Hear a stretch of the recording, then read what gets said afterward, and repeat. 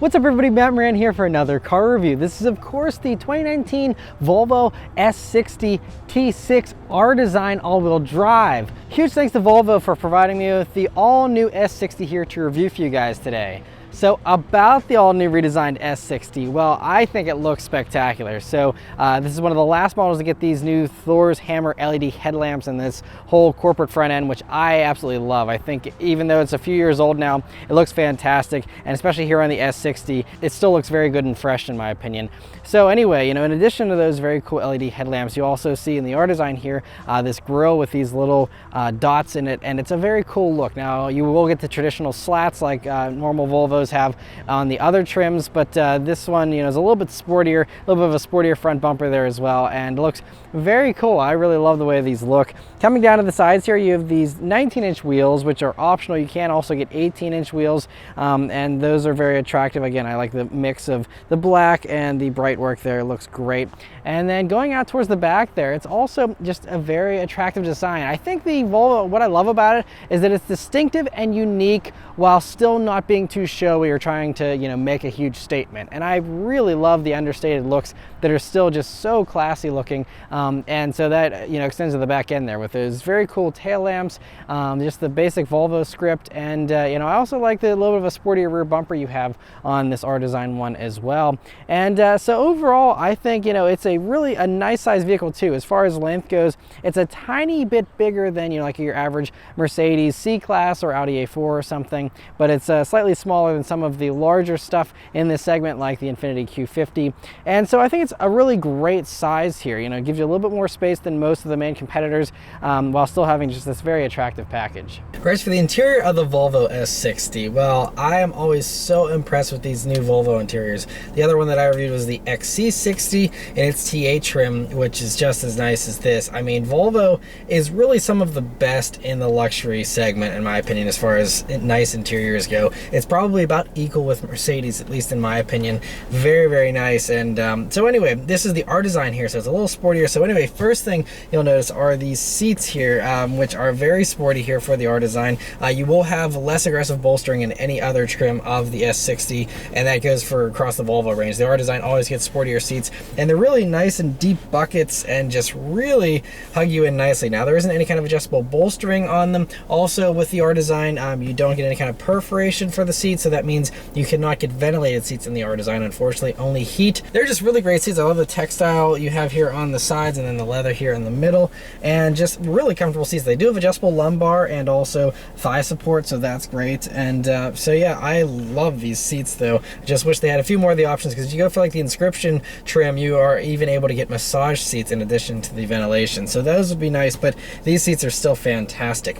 Next is the steering wheel here in the R-Design version, which is a little bit sportier, has just a great 9/3 grip, a little bit of a beefier wheel. It's pretty thick, especially up here towards the top, but does nicely narrow down by the 9/3 grip. And I love how simple their steering wheels are too. Just a few buttons here. Now, they're not labeled very well, so it does, if you're brand new to a Volvo, it will take a little bit of trial and error to figure out what does what. On the right hand side here, this arrow pad will usually control your volume and tuning, but then whenever you hit this little menu button, then it will control what you want to have displayed there in the gauge cluster.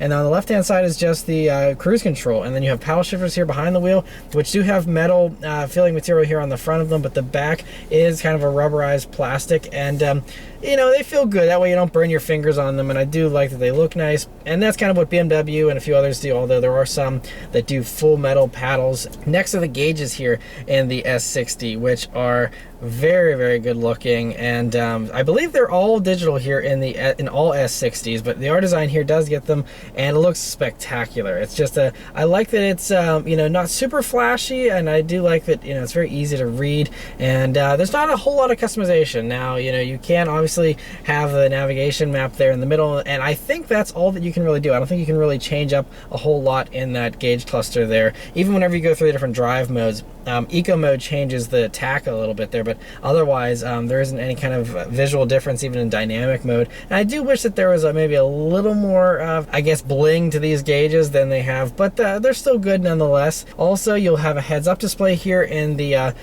one of the option packages you can get here, the advanced package I believe it's called, and so that's nice, and that'll even show you road signs in addition to just speed limit signs. You know, if there's like a crosswalk or something like that, it'll pop that up on there as well. Coming over to the center of the dashboard, right up top, another expensive option is this Bowers & Wilkins stereo, which is $3,200, and looks nice with that extra speaker there, and it is a very powerful system. Now, you do get the standard a Harman Kardon stereo, and I'm sure that doesn't sound horrible either, so you know, I'd have to do a really in-depth back-to-back test between the two to decide if this is worth a $3,200 upcharge, because that is expensive even for other luxury brands and their premium stereos. But for what it's worth, the Harman Kardon stereo is a 14 speaker system, has 600 watts, and this Bowers & Wilkins adds an extra speaker for 15 speakers total, but the wattage goes up to 1100 watts, so I guess that's what you're paying for there. So it just depends how much wattage you want.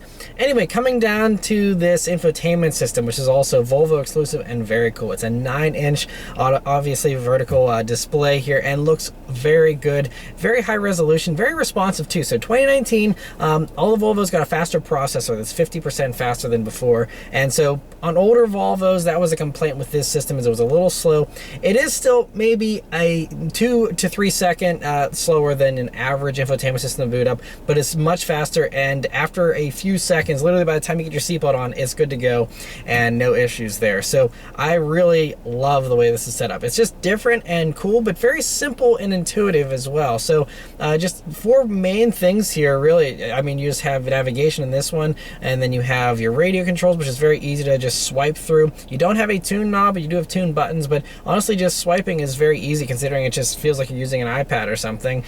So that's very easy, and it also remembers your most common things. So if you just recently used Bluetooth audio, it can swap over to that just with, you know, that little button that's there. You know, phone and all, that's very easy. Climate control is always down here at the bottom, and you just press that for it to expand, and very simple there. I also love that you have a home button here to always go back, and it's a hard button. So if you want to, if you're deep in menus and you want to get out, just one button press and that's all you need. And then you can also swipe first over to the right here, and then you will see other additional individual options if you want to get into some of that. There's even like apps you have built in here, and there's also Apple CarPlay and Android Auto as standard, which is fantastic as well. Now the Apple CarPlay, it is a little bit of a smaller display since it kind of splits it, which is cool because it means you can change the climate control and stuff without having to you know, get out of CarPlay. So that's nice, but it is just not a wide screen setup, and you, with CarPlay and Android Auto, they're set up for either a square display or a very wide horizontal display, and so having a vertical display kind of makes it a little bit smaller, but still gives you all the same functionality, and so I don't really mind it. And then if you were to swipe over to the left-hand menu here, then you will see all of the vehicle functions,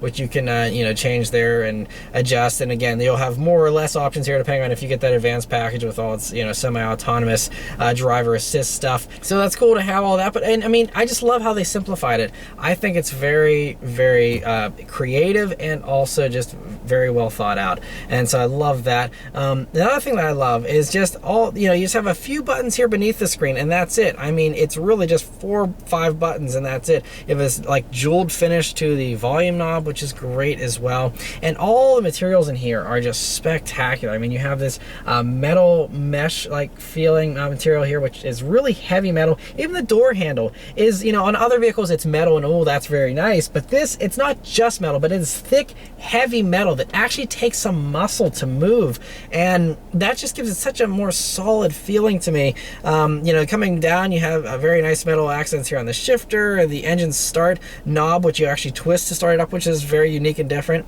Also have a drive mode selector, which has that same finish, and otherwise it's just piano black, which is really great. Now you can get wood instead of this metal if you prefer. Moving on to your storage spaces here in the middle, you have this very nice metal trim here to cover these different areas. So first off, in the front here, you have a tiny little area that's pretty useless, honestly, but can fit the key, and that's about it. And then you have this other area back here where you have 2 shallow cup holders. They are a little bit on the small side. I'm going to test that out during the week and see how well those actually work. Another little tiny space, and then a power outlet there, and so good to have that. But the only thing that I can complain about while we're in this area is that the transmission tunnel area here where you rest your knee, it's a little bit of a nicer feeling plastic, but honestly, it's kind of cheap and hollow feeling whenever you actually, knock on it here. And even you have a tiny bit of padding here on this upper portion, but that still is also pretty hard and not very comfortable for resting your knees on. A lot of the other competitors do, at least in their higher configurations, offer you some type of padding here. And there's even cheaper stuff like Mazdas that have padding here. And so I really wish they would put a little piece of padding there.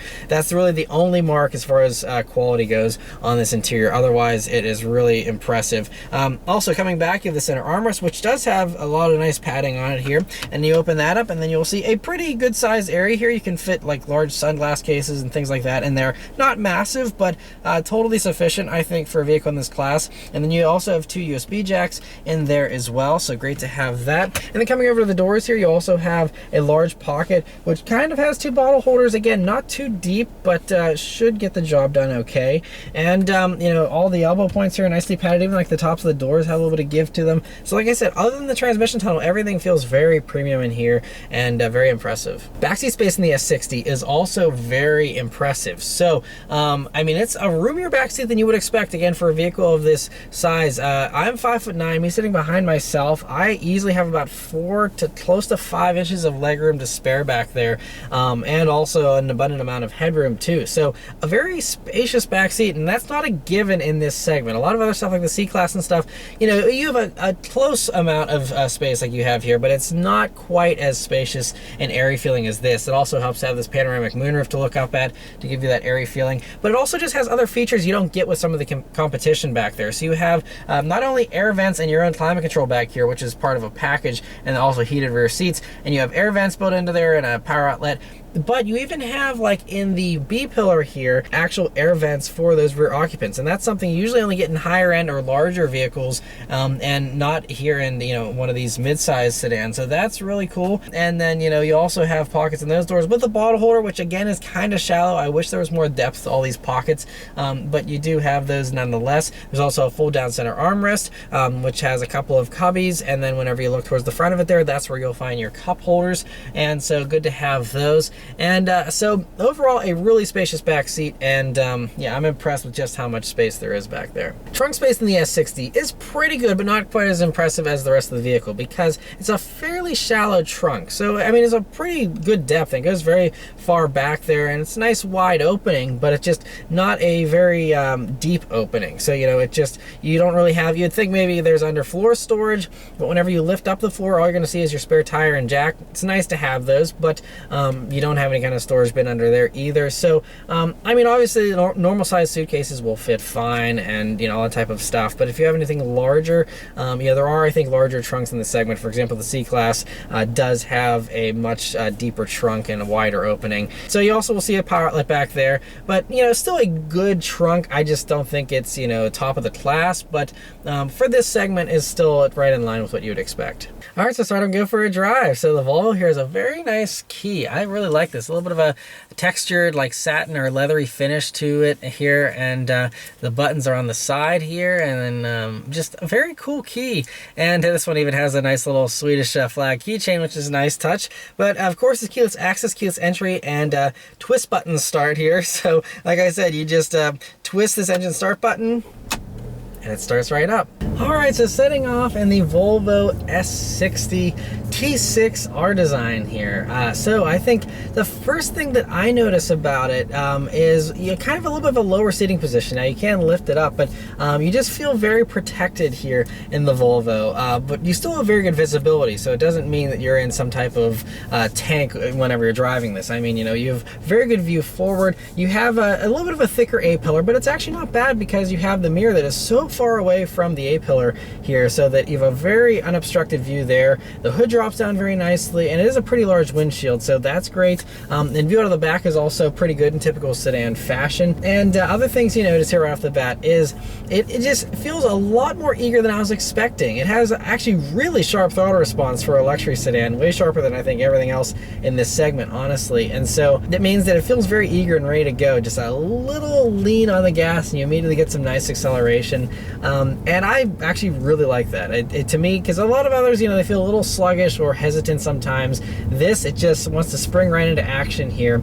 Other things to note, so you have steering that has a little bit of a heftier feel to it than again some of the competitors might have, but I like that. It's not overly heavy. I think it feels totally appropriate for this class and also for this vehicle. I think the Volvo, as you'll see when we go out onto a back road here, it has a little bit of a more solid and weightier feel to it, but not in a bad way. And so that also, I think, translates over to the steering feel, which has a very secure but very solid steering weight to it. Just feels different than a lot of the competitors. I don't really know how to put it into words, but feels great. It doesn't have a ton of feel. You do get a little bit of feel, but not a ton. Brakes also have a little bit more dead travel than I would personally like before they start biting down, but they are still obviously very strong brakes. And again, that's something Volvo would not mess around with, considering they're so focused on safety. And otherwise, though, it's a very quiet and a fairly smooth vehicle. Now, again, with the R design here, you have a sportier suspension setup to begin with. Now, you can get, if you go for the other trims, the non-R design trims, you can get an active adaptive suspension, which will change depending on drive mode. This is just always sporty with the R design version. So you really have to commit to wanting a sportier vehicle with the R design. Now, I don't think it's, you know, uncomfortably stiff or anything. It's totally appropriate for a luxury sedan. I just noticed that I'm feeling bumps and imperfections in the road a little more than I do with a C-Class, even with like an AMG line C-Class with its sport tuned suspension. This seems to be a little bit firmer, but also a little flatter, I think, because of that. And so it feels really buttoned down, and I personally actually like it. And if you want an even sportier suspension, you can spend $200 for the sports suspension in addition to the regular R design suspension setup here. And so this one does not have that, but I guess that would even stiffen it up a little more. But we're gonna go ahead and put it into the dynamic drive mode here. And yeah, let's turn down onto this back road and see how it does. And here we go. All right. Wow, it pulls strong. That's impressive. So it's an interesting sound to it too. So the Volvo runs a very interesting engine, unlike anything else out there. So it's a 2-liter 4-cylinder, pretty standard, but it is both turbocharged and supercharged. It uses both, and so that gives it very stout performance figures too. So it has a 316 horsepower, 295 pound-feet of torque, and it does 0 to 60 in 5.2 seconds here for the all-wheel drive trim. And that's obviously that helps with putting the power down and stuff. And then it's all running through an 8-speed automatic transmission, which feels pretty responsive. But I don't know if you heard that, but it actually had a supercharger line for a split second there. And it's very, very interesting. It also has a little bit of a guttural growl to the engine, which I also am really appreciating as well. So yeah, overall, it's plenty of punch for a vehicle of this type. If you want more punch or less punch, there are 2 other powertrain options available too. So if you want less power, you can go for the T5 version, which is only front-wheel drive, I believe, but that's about 250 horsepower, just a lower tune of this same engine. And then if you want to have more power, there's the T8 version, which is the plug-in hybrid, which also, again, uses this same engine, but then has an electric boost to go along with it. And that'll give you, I think, 400 horsepower, and then I think you have like 495 pound-feet of torque. And I experienced that powertrain in the XC60 a couple of years ago, so you can go watch that review if you want to hear my thoughts on how that works. But you get 21 miles of all-electric range with that, and the whole hybrid function to go along with that, and then you also have way more punch while still having this very cool engine. And so I think that's actually the best of both worlds. Now, it's a lot heavier because of the batteries and electric motors and stuff, so if you want lightness, this is going to be probably the more sporty option here. But yeah, very, very impressive. So I'm going to try and put in a manual mode here and see how we do on the downshifts. So I see the tack jump a split second before I actually feel the gear change. So I think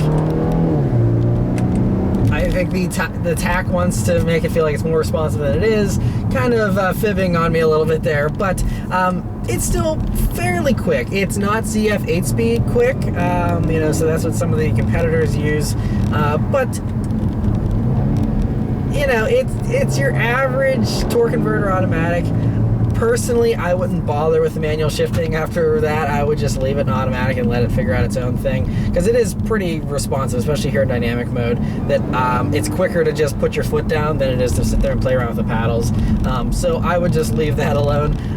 But it is, like I said, I'm glad it is a very responsive automatic as far as the automatic mode goes. And so yeah, it drives very nice, especially in dynamic mode. It really wants to take off. All right, so we got some corners here coming up, and let's test out the handling here in the S60. So these are very, as you can see, hilly corners, and it does feel very flat. So, you know, even whenever I'm trying to like jerk the wheel around, you know, you get a tiny bit of sway built in, but it is so compliant yet still so sharp.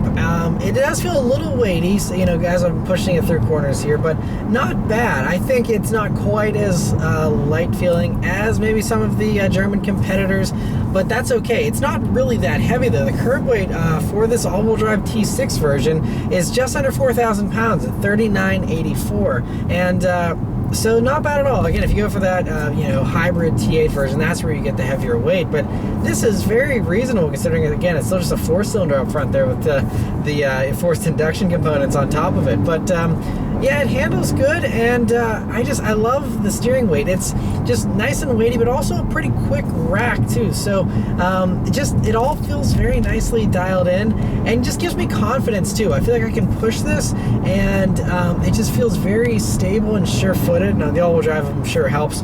You know, you never have to worry about traction or anything like that. But I never even feel it like trying to work or like it's fighting. It just like has this very natural balance to it, and again, it's just, I keep driving faster and faster in this. It's just like really buttoned down and feels really, really good. I think another thing that's really impressing me about the handling is that we don't have any kind of special tire setup here. So we're just running 235 wide tires all around, and they're Michelin Primacy MX M4 tires. So just an all-season, it's a Michelin all-season, so probably one of the better ones, but it's not like the Pilot Sport all-season or anything. So not a really sporty tire, and we still have plenty of grip and, you know, very little squirm from those tires, which I actually find very impressive as well. But yeah, so I've caught up to traffic here, so you know, I think that's really all I can glean from the Volvo S60 here in the first few minutes of driving. I'm really impressed, but I'm going to be driving this around all week thanks to Volvo, and then I'll come back and give you guys some more developed thoughts, as well as my real-world fuel economy and my thoughts on the pricing and its competition. Alright, so I've been driving the S60 for a week now, and I put a lot of miles on it. I did a little road trip. It was about an hour and a half each way, and so I ended up racking up 276 miles on the S60 in my time of driving here. And honestly, I really love this car, like more than I was expecting to by far. I mean, I actually had fairly high hopes for this already, and somehow it managed to exceed all of my expectations. And it's just so refreshingly different. It does everything differently than almost any other vehicle out there outside of like a Tesla or something. It's just really, I don't know, it feels really great to drive. It's very responsive and eager. Like this transmission, while some other vehicles you have to wait a little bit too long for a downshift, this sometimes you do have to wait a beat or two, but then whenever you do get a response, it really springs to action, and it just feels very eager. The whole car feels so much more alive and sportier than I was expecting. Again, we are on the R Design version, but that doesn't really change anything transmission wise, I don't think. It's just a suspension change, and the exterior and interior changes. But it's just so enjoyable to drive. So over my 277 miles now of driving, I averaged 24.4 mpg, which is also pretty good considering these are rated at 21 in the city, 32 on the highway, and 25 combined. Now I will say that I was hoping to get a little bit closer to that highway number, considering a majority of my driving was highway. I would say about 60% was probably highway driving, but I was still getting on this a lot and driving enthusiastically. And so to be, getting, again, basically the combined number very close to it at 24.4 is, I'm happy with that. I think that's a pretty solid performance for a vehicle that is both turbocharged and supercharged out of this little 2-liter 4-cylinder, and doing it, with great acceleration, great performance. I'm pretty impressed with those numbers, pretty happy with that. Other things here is this Bowers & Wilkins stereo sounds really good. Like, you know, I would have to compare it to the standard Harman Kardon that comes normally on the you know, R-Design versions here to truly compare it to this one, because it is only one additional speaker, but it does do almost double the watts. So you know, I would have to compare it, but this system is so extremely clear and crisp. It really is impressive, and so that's another thing that I just came away really impressed with, even more than I was expecting to be. I mean, I've listened to my fair share of high-end stereos in plenty of vehicles from various you know, audio manufacturers, Bose, and all that kind of stuff, and a few other Bowers and Wilkins ones too, and BMWs and stuff in the past. This seems to really be towards the top of the class, and especially for this segment of vehicle we're in, I think it's spectacular. So if you have $3,200 to spare and you value an audio system that's really high-end, I think it's worth every penny. But again, I would have to see how it compares to the Harman Kardon that you do get for free in the R-Design version. I also just really enjoy the sounds this engine makes. You do get, at the lower RPMs, you actually get a supercharger whine for a split second, and then you get some turbo whooshiness stuff going on the higher RPMs. It's just, again, just different. You know, it's a sound combination you never hear in any other vehicle, and I really love that. It wasn't all perfect though here in the S60. So one of the reasons why I wanted to do the longer road trip there, the highway miles, was to test out this Pilot Assist system, which is you know, the top of the line driver assist tech you can get here from Volvo currently, and you know, it's good. So basically the Pilot Assist, it takes your adaptive cruise, which is separate, and then adds the steering assist, and that's what is then branded as Pilot Assist. So you can have normal adaptive cruise, and then if you press over on the steering wheel button, then it can take you into the Pilot Assist functionality. And I think the adaptive cruise works very well. It's a very smooth system. It doesn't leave too much of a gap at the lowest setting, and you know, seems to be a pretty decent following distance, and so that's all good. But the Pilot Assist, the steering assistant, I've noticed does wander a little bit, and a little more than some of the other systems from other manufacturers. I was a little surprised by that, and it even, like, it's kind of strange because a lot of the others are really obsessed with being dead center in the lane.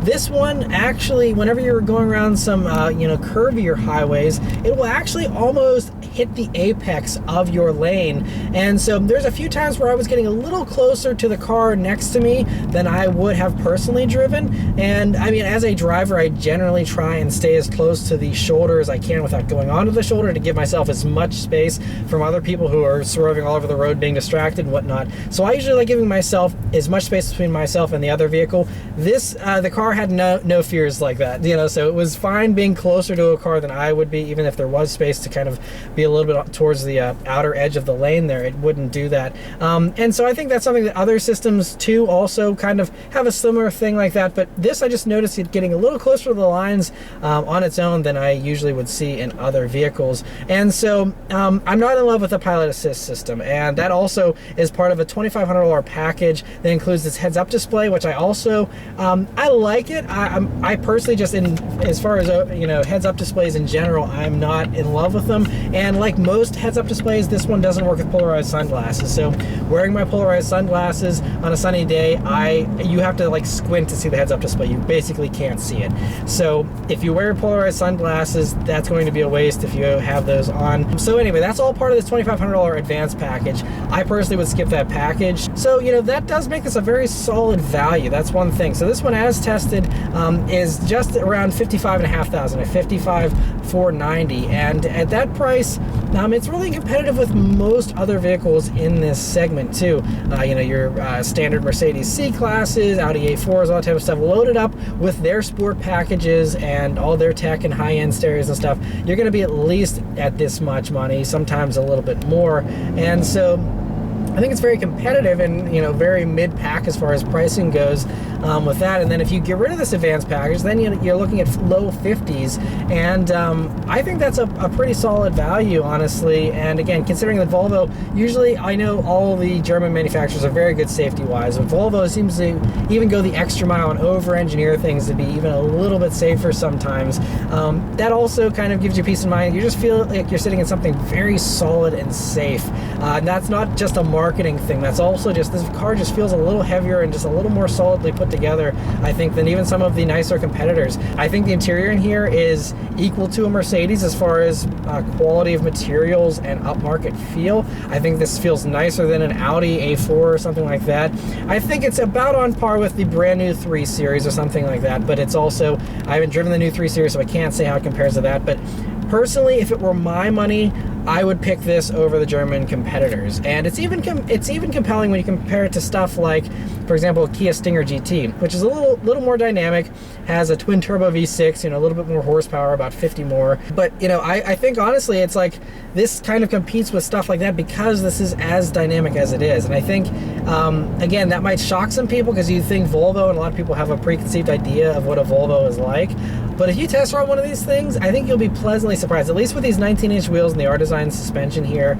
Really a fantastic driving experience, great handling, and I really like this vehicle. And if I was looking for a very, you know, a safe, sporty family sedan and could, you know, be spending this type of money, this would be at the top of my list, very close to the top, again, with some of my top picks like the Kia Stinger GT, which I absolutely love, in the low $50,000, high $40,000 segment as well.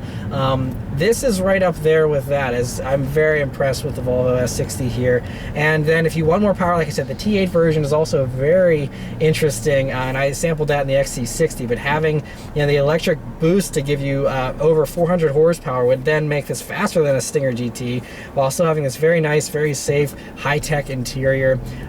It's a very compelling package, and so overall, I am very into the Volvo S60. They did a fantastic job on these new ones. It looks fantastic. I love looking at this thing still. So anyway, let me know your thoughts on the Volvo S60 in the comments below. Huge thanks to Volvo for providing me with this vehicle to review for you guys today, and I'll see you guys on the next one. Take care.